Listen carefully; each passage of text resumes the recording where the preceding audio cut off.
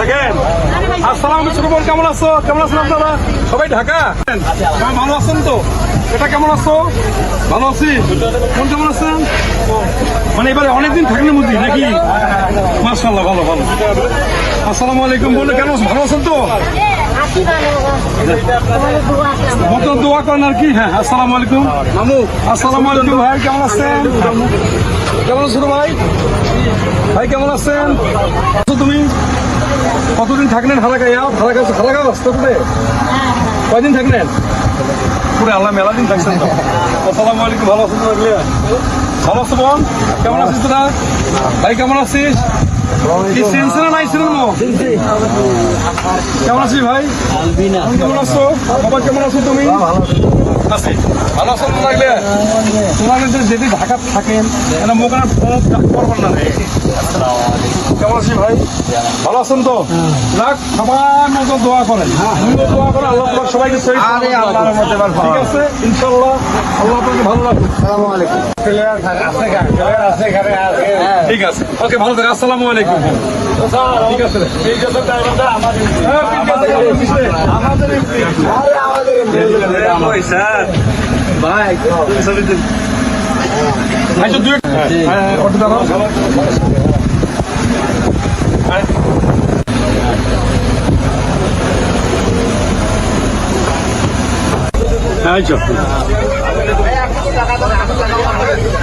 ওকে, ঠিক আছে।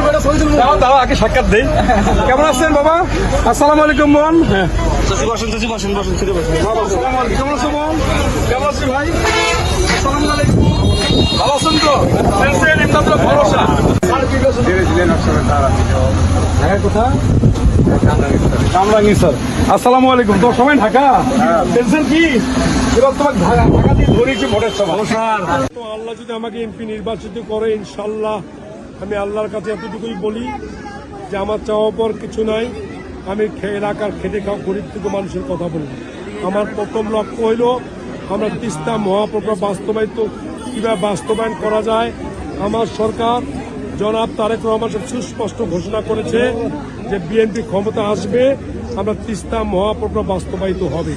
তিস্তা মহাপ্রকল্প বাস্তবায়িত হলে এলাকার গরিব দুঃখী খেটে খাওয়া গরিব দুঃখী মানুষের ভাগ্যের পরিবর্তন হবে।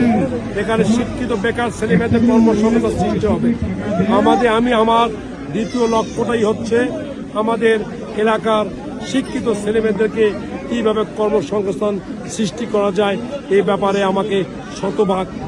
আমি শতভাগ কাজ করব। তৃতীয় হইল গ্রামীণ অবকাঠামো, গ্রামের যে রাস্তাঘাটের যে বেহাল অবস্থা, এই রাস্তাঘাটগুলো কিভাবে পাকাকরণ করা যায় এই ব্যাপারে আমি কথা বলব, এই ব্যাপারে আমি আমার পদক্ষেপ নেব। তৃতীয় অপশনটা হইল প্রতিটা গ্রামে গ্রামে যে স্বাস্থ্য অব্যবস্থাপনা। 7 দিন পরে বাংলাদেশ জাতীয় সংসদ নির্বাচন। এই নির্বাচনে আমি ইমদাদুল হক ভরসা ধানের শীষ মার্কা প্রতীক নিয়ে নির্বাচন করতেছি। আপনারা জানেন আমি দীর্ঘ 1.5 বছর ধরে প্রতিটা মানুষের সঙ্গে কথা বলেছি, প্রতিটা গ্রামে গ্রামে গিয়েছি, প্রতিটা পাড়ায় পাড়ায়, প্রতিটা মহল্লায় মহল্লায় গিয়েছি। আমি খেটে খাওয়া গরিব থেকে মানুষের সঙ্গে কথা বলেছি।